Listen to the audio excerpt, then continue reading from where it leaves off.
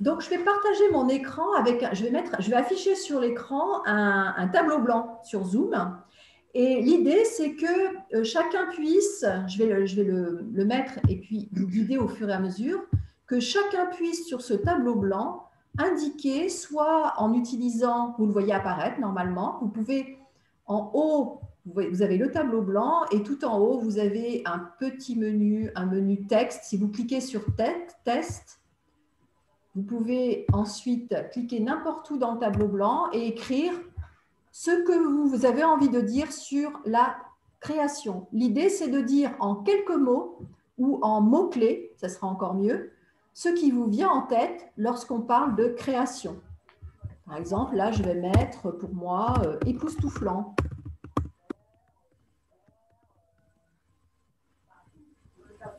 riche, etc. Je peux écrire aussi, si je le veux, en dessinant.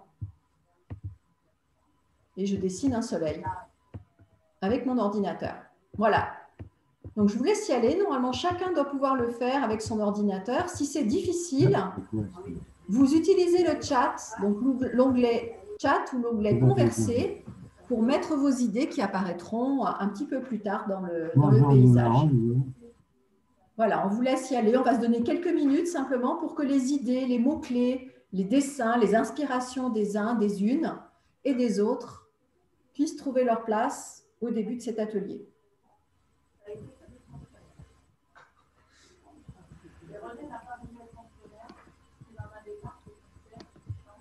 Voilà, je vous rappelle qu'en cliquant sur texte, si c'est plus simple pour vous, vous pouvez donc accéder en cliquant n'importe où après dans le tableau blanc. Isabelle, ça ne marche pas quand je clique sur texte, hein. Ça donne quoi? Rien. Je Rien du clique tout. et Alors, il y a une anomalie là. je ne sais pas les autres, mais moi. Ah, attendez. Non, c'est pas mon. Bizarre. Non, c'est pas mon texte. Mais je vois rien. Est-ce qu'il y a d'autres personnes qui écrivent sur Là, le je vois du tableau? dessin qui apparaît. Vous ne le voyez pas? Oui, je vois le dessin qui apparaît, mais je ne vois pas Le de texte texte. n'apparaît pas pour autant, mais si normalement le dessin apparaît, les textes devraient apparaître normalement aussi facilement parce que si l'un était bridé, je pense que l'autre le serait aussi. Moi, j'arrive pas à écrire hein, le texte. Non, Il n'y a rien qui apparaît. Rien n'apparaît. J'arrive pas à écrire. Ok, alors on va faire Moi non plus. autrement. Je départage et on va utiliser le chat, d'accord? Donc j'enlève, c'est pas la peine. Je vois effectivement imagination qui est en train d'apparaître. Donc là, je pense que c'est Martine qui est en train d'écrire. Donc je vais arrêter notre tableau blanc. Je l'enregistre. Est-ce Voilà. qu'on peut dire ce qu'on voudrait écrire? Absolument, on va le faire dans le chat. Et sinon, on peut le dire oralement, hein. Voilà. Alors, je vais dire quelque chose? Oui. N'oubliez pas de regarder les personnes qui sont en attente aussi et qui veulent rentrer. Oui. Et Madeleine. Madeleine, oui, et Thomas. Ouais, merci du rappel, Jean. Ça y est, c'est bon, ça arrive. Ok, et on a Thomas qui arrive. Alors, on peut le dire, oui, Paula, c'est une bonne idée, on n'a qu'à le faire oralement. Moi, je voudrais parler du geste créateur comme quelque chose qui nous habite intérieurement et avec lequel qu'on peut éprouver pour en vivre aujourd'hui à chaque instant et ça change tout. Donc c'est le geste créateur comme quelque chose d'intérieur qui nous habite. Merci, tous, Paula. Indépendamment des croyances. Qui nous propose Alors, quelques mots? Moi, je voudrais parler je mettrais un parallèle avec la vie humaine, naissance et mort.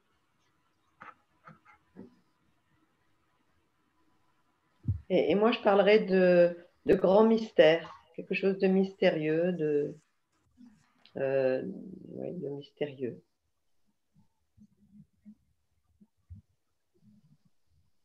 Qui prend le relais? Patrice? Tu as ton micro fermé, Patrice. Moi, je pense que le rapport à la création est ce qui manque à l'humanité d'aujourd'hui.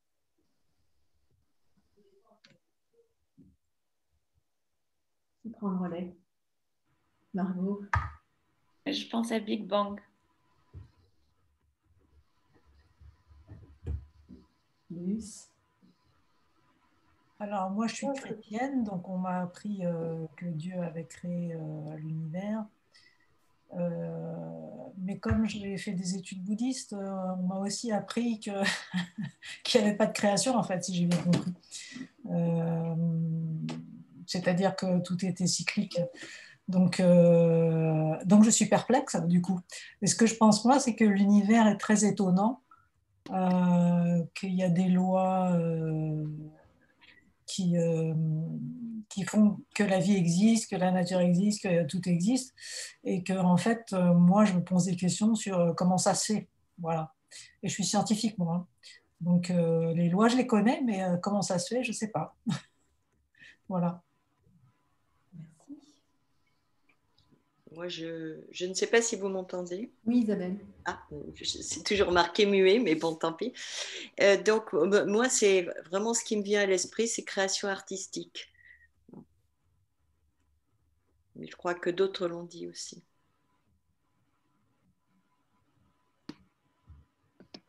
Moi, je voulais dire, mais je ne sais pas si je suis entendue.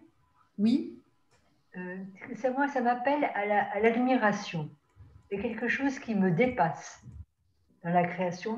Je suis dépassée de partout. Et ça m'amène à l'admiration.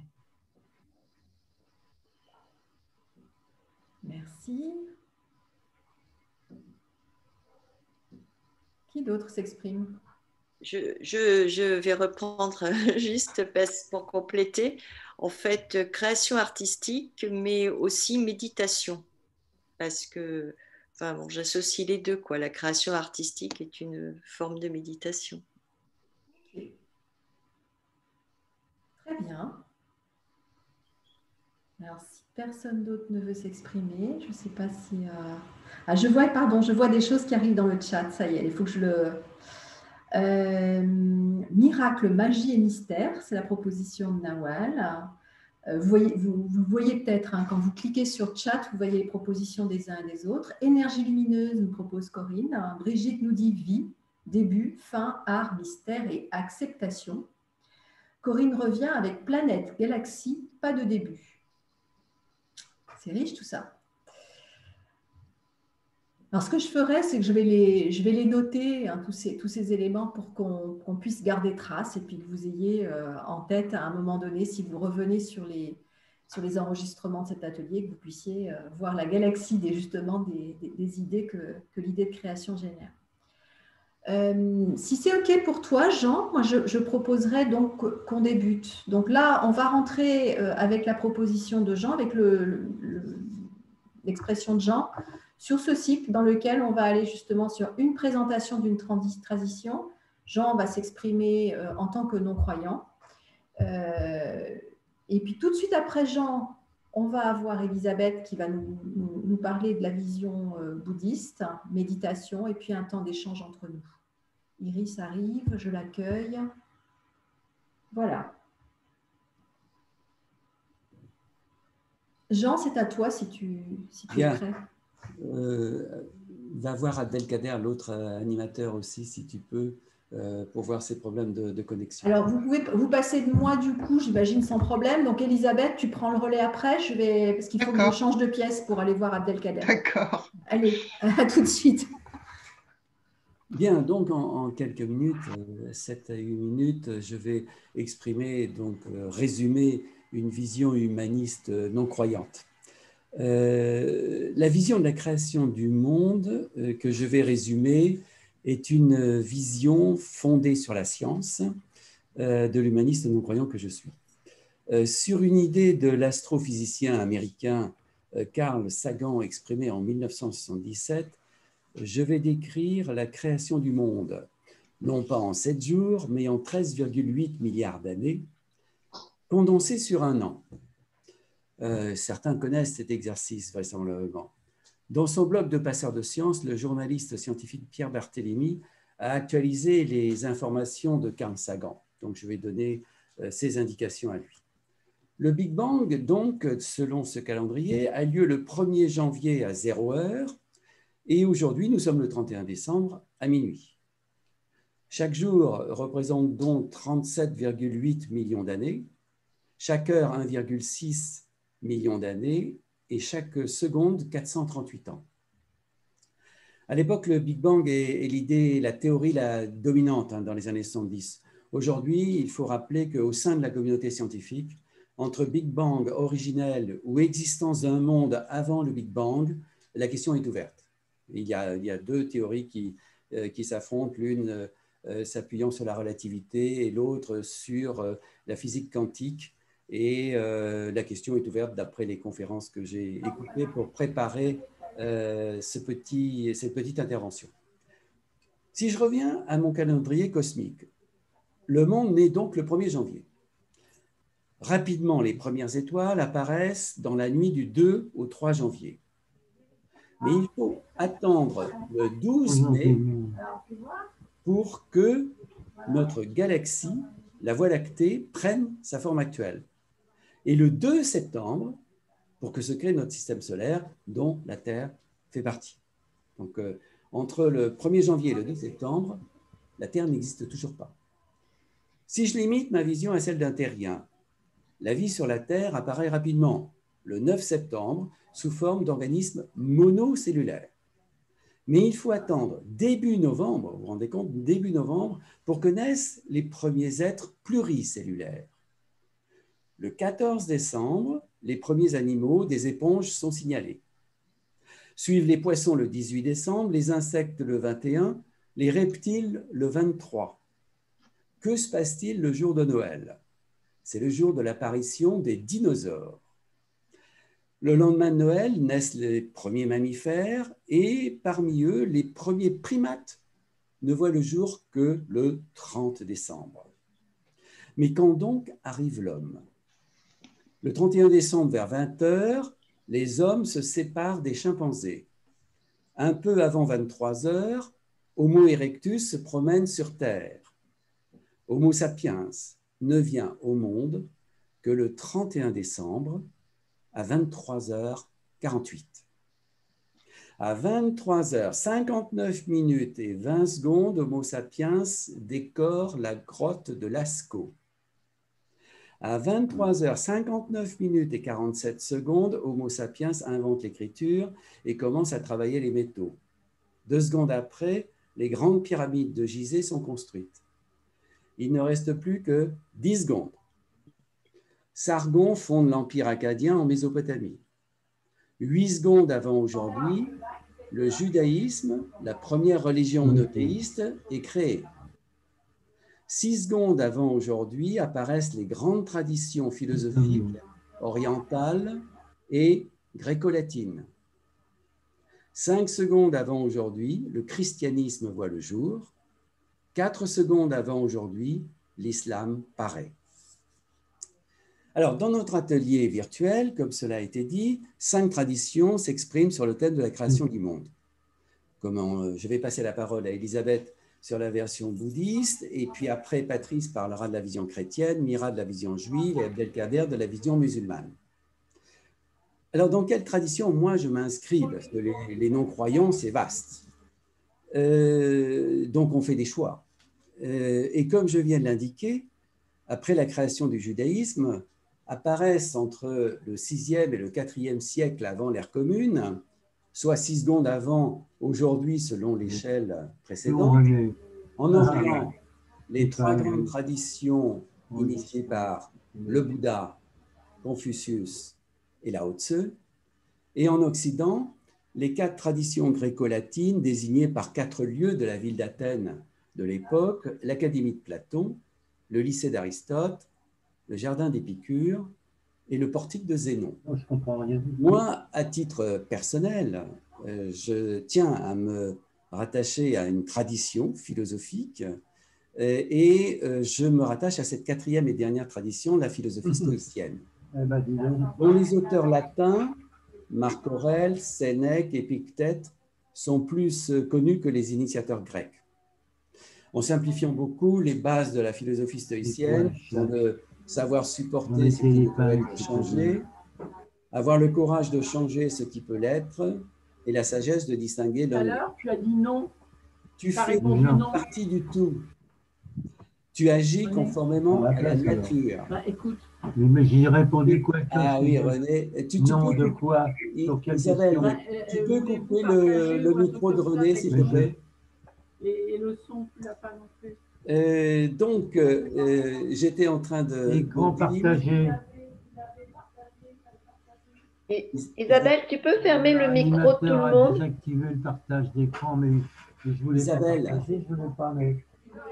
Enlève tes écouteurs. Oh. Mais qu'est-ce... Isabelle, tu peux couper le micro de René, s'il te plaît? Merci. Donc, j'en étais à « Tu fais partie du tout, tu agis conformément à la nature ».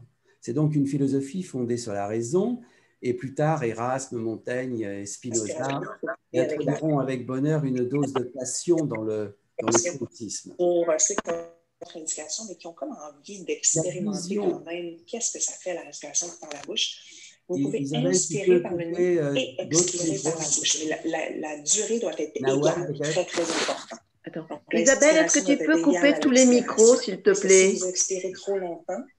Isabelle, peux-tu couper tous les micros, s'il te plaît? Merci. Donc, la vision de la création du monde que j'ai résumée pousse l'homme à la modestie et à l'humilité. Avoir comme principe humaniste, tu fais partie du tout, tu agis conformément à la nature, est en harmonie avec cet impératif. Mais l'homme aujourd'hui refuse de faire partie du tout et d'agir conformément à la nature. Pour la première fois depuis la création de la Terre, c'est l'homme, et non pas le soleil et les volcans, qui modifie le climat et détériore les conditions de vie sur la planète. Car l'homme extrait, produit, consomme, jette, tout en brûlant une masse considérable d'énergie fossile. La question du sens de nos modes de production et de consommation est donc posée. Cette question de sens prend une dimension encore plus forte dans le contexte de la pandémie actuelle, qui oppose production et vie humaine. Cela rejoint le thème du respect et de la sauvegarde de la création, cher à de nombreux croyants. C'est aussi le cœur de l'encyclique Laudato Si du pape François. Donc, ayons plutôt tendance à refuser les tendances actuelles de repli sur soi et de refus de l'autre. Coopération et action avec l'autre sont vitales, en particulier pour arrêter ou à tout le moins fortement diminuer la détérioration des conditions de vie sur la planète. Et donc, je suggère que l'on retrouve cette modestie et cette humilité que nous enseigne le processus de création du monde. Merci pour votre attention. Merci Jean. Vous m'entendez là, c'est bon? Oui, excusez-moi, ça a été un petit peu perturbé. J'espère que vous avez réussi à retrouver le petit fil de mon intervention. Non, c'était très clair. Merci Jean. Je te passe la parole. Alors justement, c'est très bien que j'arrive après la vision humaniste scientifique parce que nous avons la même réticence fondamentale à postuler pour l'existence d'un principe créateur à l'origine de toute chose. Et ce n'est guère surprenant car nos deux traditions sont essentiellement non théistes et dans leur orientation philosophique. Et donc, le bouddhisme, en tant que système philosophique de l'Inde ancienne, c'est pendant très longtemps à creuser ces questions fondamentales sur la cosmologie qui concernent notre existence et notre monde, qui influent sur notre existence et notre monde. Alors, dans ces traditions de cosmologie dans le bouddhisme, il y a deux systèmes. Il y a le système de l'Abhidharma, qui est partagé par de nombreuses écoles de la tradition Theravada, et la tradition Mahayana, qui est parvenue au Tibet, et en particulier, c'est la tradition issue du monastère de Nalanda. Et c'est ce qu'on appelle la seconde tradition cosmologique, qui est connue sous le nom de Kalachakra, ce qui signifie la roue du temps. Ce qui n'a rien à voir avec le nom de notre centre, mais ça, on pourra y revenir. Voilà. Alors, selon cette tradition de Kalachakra, qui a été délivrée par le Bouddha, il est difficile de dater l'origine des œuvres les plus anciennes connues sous ce système. Et il y a eu des traductions du sanskrit au XIe siècle, traductions du sanskrit en tibétain, et qui concernent les textes essentiels de Kalachakra et de l'Abhidharma. Mais toutes ces traditions disent qu'il existe des milliards de systèmes de monde et expriment le ni commencement ni fin de l'univers dans sa totalité. Donc ça, c'est extrêmement important. Je crois que... Bon. Il existe un processus temporel défini avec un commencement, un milieu et une fin pour chacun des systèmes de monde, bien sûr. Mais ce système temporel a été créé d'une manière subjective. Cette évolution comporte 3 phases principales, connues sous les périodes de formation du monde, stabilisation du monde et enfin destruction du monde. Et on peut voir le parallèle avec la vie humaine, justement, ce dont je parlais tout à l'heure, avec naissance, âge adulte et mort. Chacune de ces étapes est supposée durer un temps immensément long, et au cours de l'étape de formation, les êtres sensibles apparaissent. Alors, quand on parle d'êtres sensibles, c'est les êtres doués d'esprit. Ça veut dire que ça implique les animaux et tous les êtres qu'on ne peut pas voir. Au cœur de la cosmologie bouddhique réside par conséquent non seulement l'idée qu'il existe des systèmes de monde multiples, mais également l'idée qu'ils sont constamment en création et en extinction, ce qui signifie que l'univers n'a aucun commencement. Les cycles de chaque univers ne sont pas synchrones avec les autres cycles, de sorte que lorsqu'un univers apparaît, un autre se désintègre.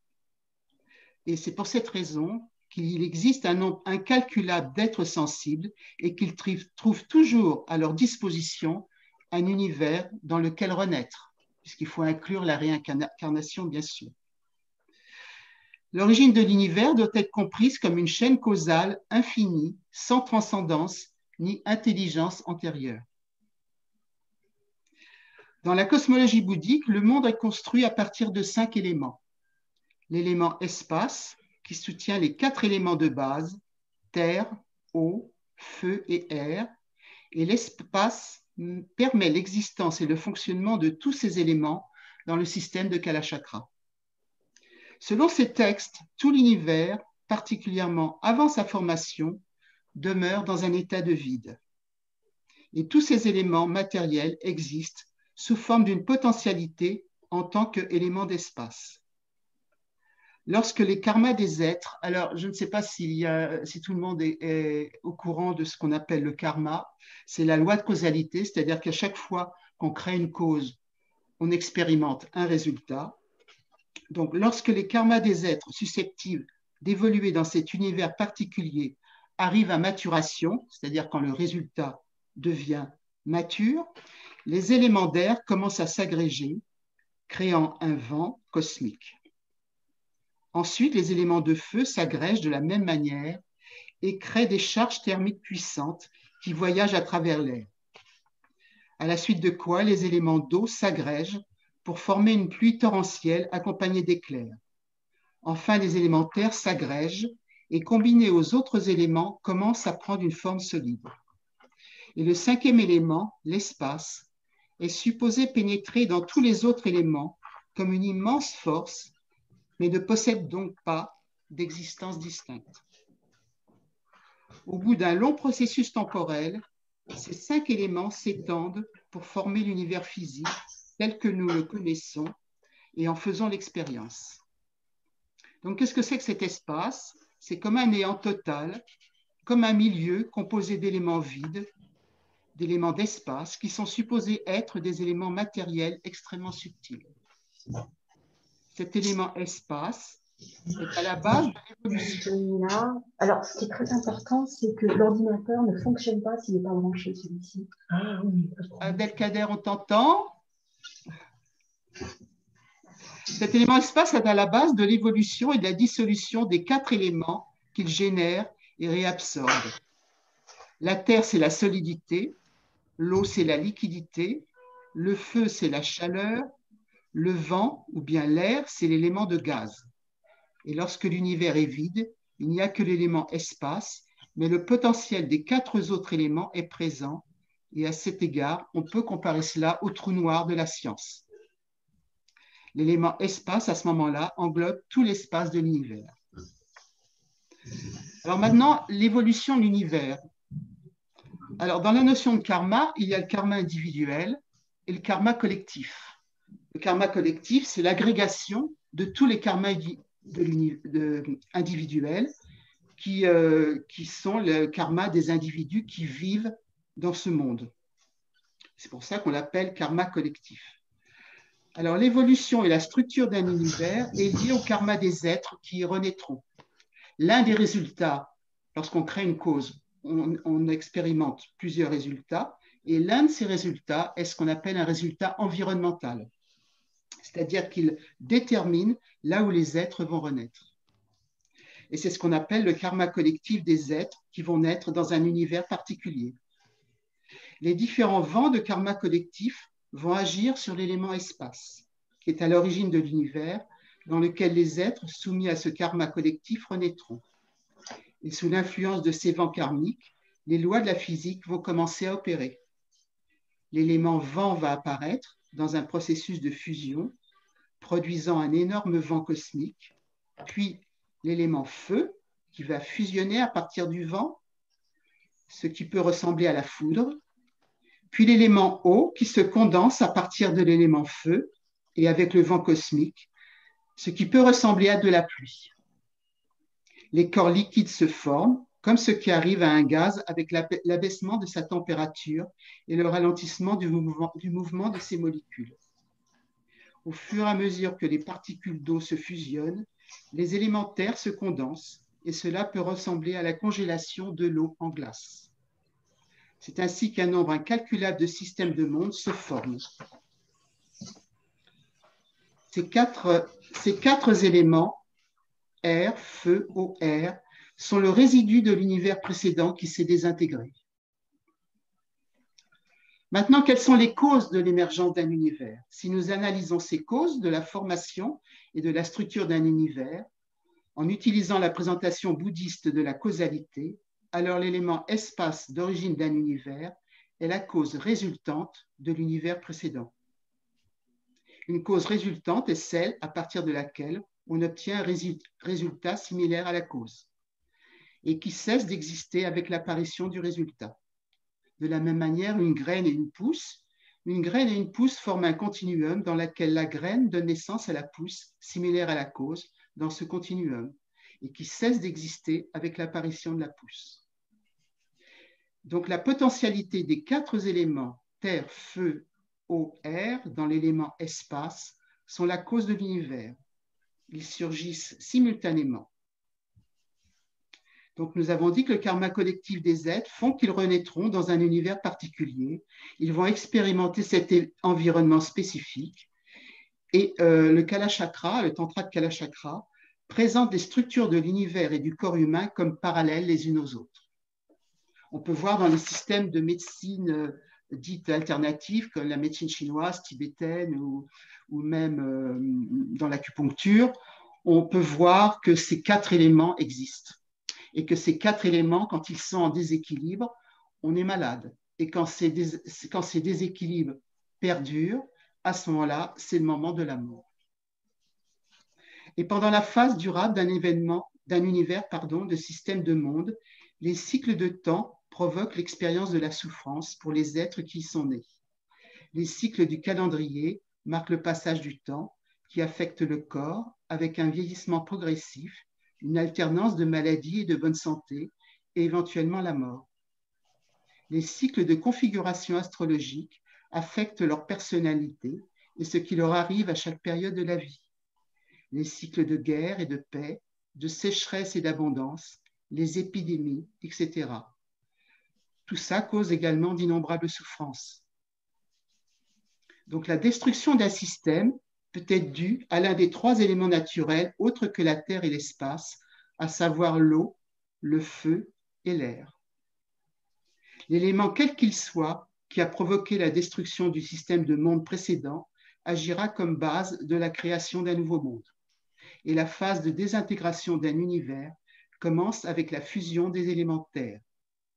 Ceci est suivi à son tour par les éléments eau, feu et vent, qui n'adhèrent plus les unes aux autres, mais se séparent plutôt. Nous pourrions décrire cela comme une période pendant laquelle les éléments d'un univers se séparent les unes des autres à une telle distance qu'il n'y a plus de force de gravitation les liant entre elles. Et ça rappelle un peu la théorie scientifique actuelle sur la façon dont notre univers finira par s'éteindre. Finalement, les étoiles et tous les éléments constitutifs de l'univers se sépareront les unes des autres à une telle distance que la gravité ne fonctionnera plus. Et à cause de cela, les étoiles vont brûler, suivies de la désintégration des protons, et c'est ce qu'on appelle la théorie du Big Freeze, qui ne laisse derrière que des trous noirs. Mais contrairement au modèle occidental, scientifique, dans lequel les trous noirs finissent par s'évaporer, il y aura une phase d'évolution qui suivra à nouveau cette période pour démarrer un autre cycle du temps. Bien, mais écoutez, j'en ai terminé avec la théorie bouddhiste sur la création, la stabilisation et la destruction de l'univers. Si vous le voulez bien, on peut faire une petite méditation, justement, puisqu'on a parlé de réincarnation, sur la continuité de l'esprit. Si vous voulez bien vous prêter à cette hypothèse de la continuité de l'esprit. Donc, on va s'asseoir d'une manière confortable, tenir le dos droit, faire quelques exercices respiratoires, 4 ou 5 inspirations et expirations. J'inspire, je fais descendre le souffle jusqu'en bas du ventre. Je retiens et j'expire.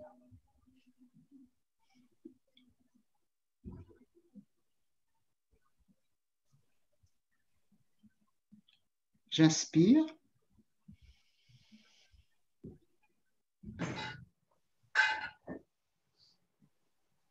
Je retiens mon souffle jusque dans le bas du ventre. C'est la bouddhiste. Évidemment, c'est pas. Et j'expire.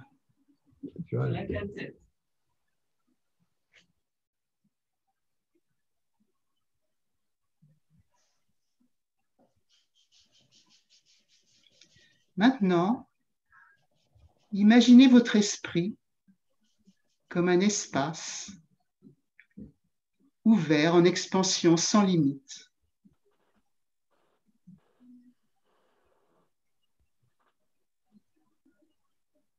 Vos pensées, vos sentiments sont comme des nuages qui se forment et qui disparaissent dans ce vaste espace. Observez.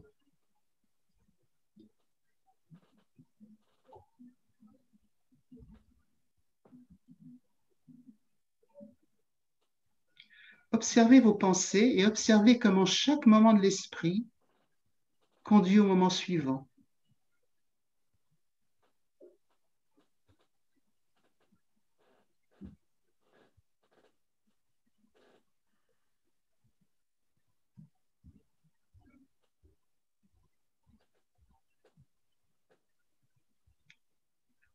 L'esprit circule sans cesse, jour et nuit, tel un courant d'innombrables expériences, momentanées,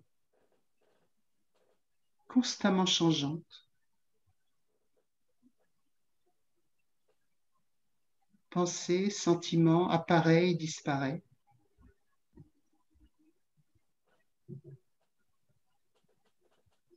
Sont-elles produites par les pensées, les sensations, les émotions antérieures?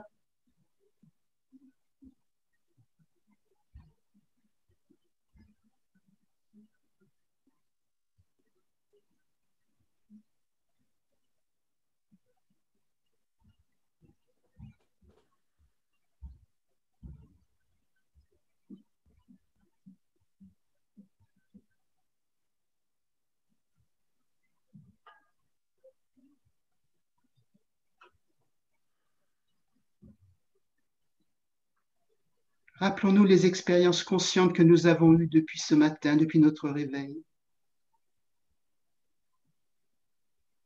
Conditionnent-elles nos expériences actuelles?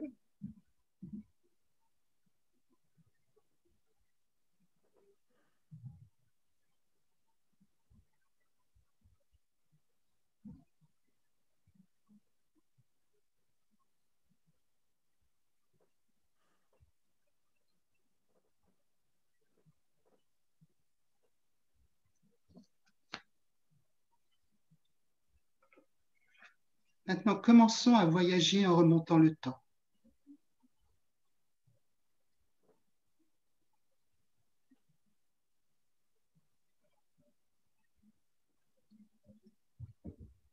Cette nuit, nous rêvions.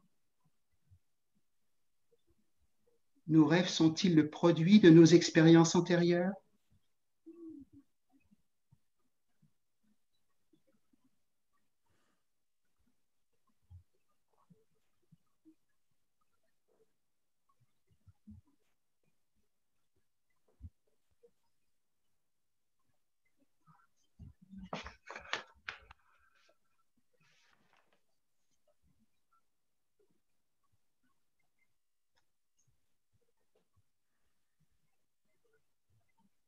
Maintenant, remontons dans notre vie en ramenant à l'esprit les expériences de notre adolescence et de notre enfance. Y a-t-il une continuité?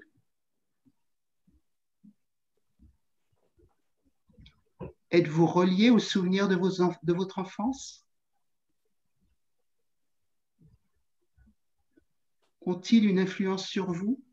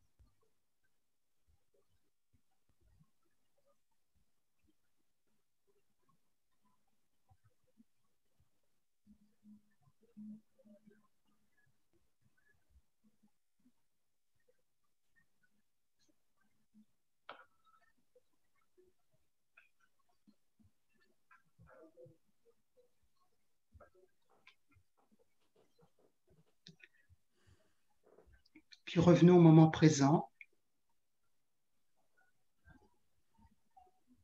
à la dynamique de nos pensées, de nos sentiments, de nos émotions.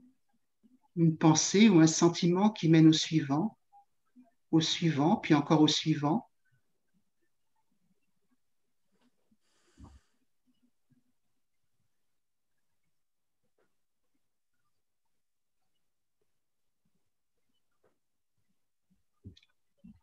Regardons s'écouler notre courant de conscience tout au long du reste de la journée. Puis demain, le jour suivant, au long des semaines et des années jusqu'à la mort. Et que se passe-t-il alors? Le courant de conscience cesse-t-il soudain d'exister?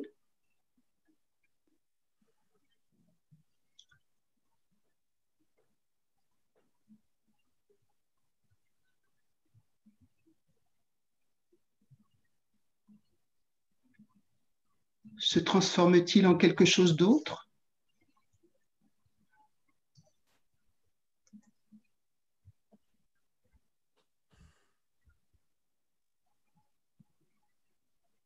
Rencontre-t-il de nouvelles expériences?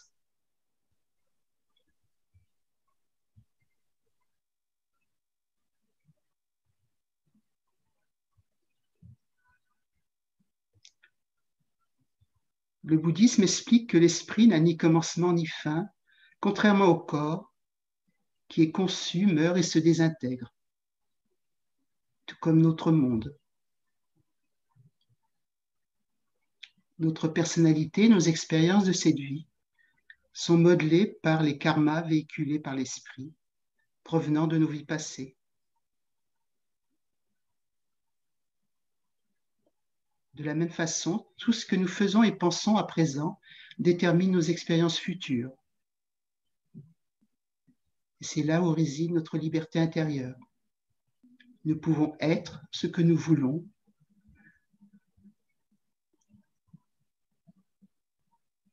C'est à nous de diriger nos énergies.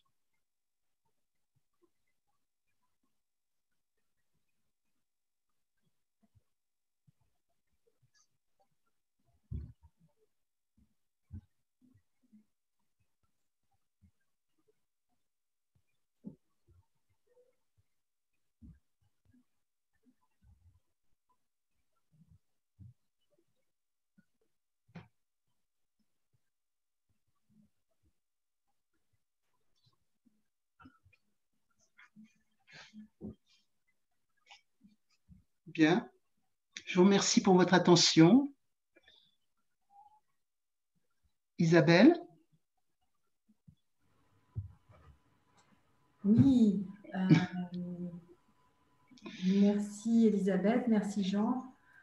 Ce qu'on avait envie de vous proposer, c'est de nous autoriser, si c'est bien pour vous, un premier temps d'échange, s'il y a des premières choses qui viennent, sur quelques minutes, 5, 10 minutes, on verra où ça nous mène, avant une première pause, et avant de passer à la présentation et à des méditations avec 3 autres traditions. Voilà, je ne sais pas si quelqu'un a envie de se lancer, donc soit pour interroger ou réagir. On peut peut-être remettre nos vidéos, je vois qu'elles commencent à réapparaître. C'est vrai que pour la méditation, on a peut-être eu envie d'éteindre les vidéos. Voilà. Est-ce qu'il y a une envie de partage là? Oui, Brigitte.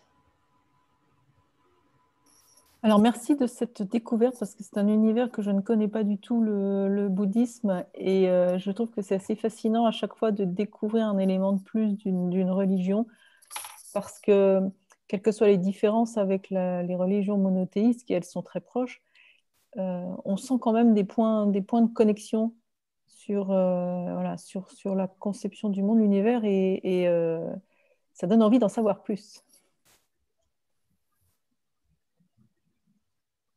Il y a une question dans ce que vous posez, dans ce que... Non, il n'y a pas de question. Ça donne juste constat. envie de connaître davantage, parce que là, on a une découverte des éléments de connaissance, de conception, les 5 éléments notamment. Il y a plein de choses qui donnent envie d'aller plus loin.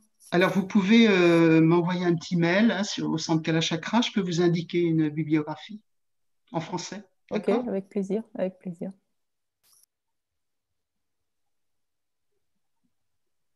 Et si je peux juste rajouter, en fait, moi, ce qui m'intéresse, c'est toujours de faire le lien entre toutes les religions pour prouver qu'en fait, il y a une unité, quelles que soient nos différences, il y a toujours une unité. Et voilà, c'est ce qui m'intéresse en fait dans la confrontation entre les religions. D'accord.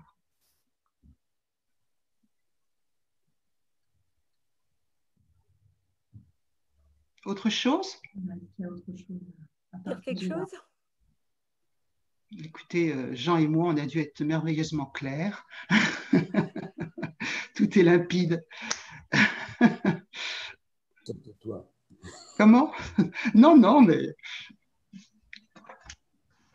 Bien. Parfait. Donc, si ça vous va, on peut se dire qu'on fait un premier temps de pause maintenant.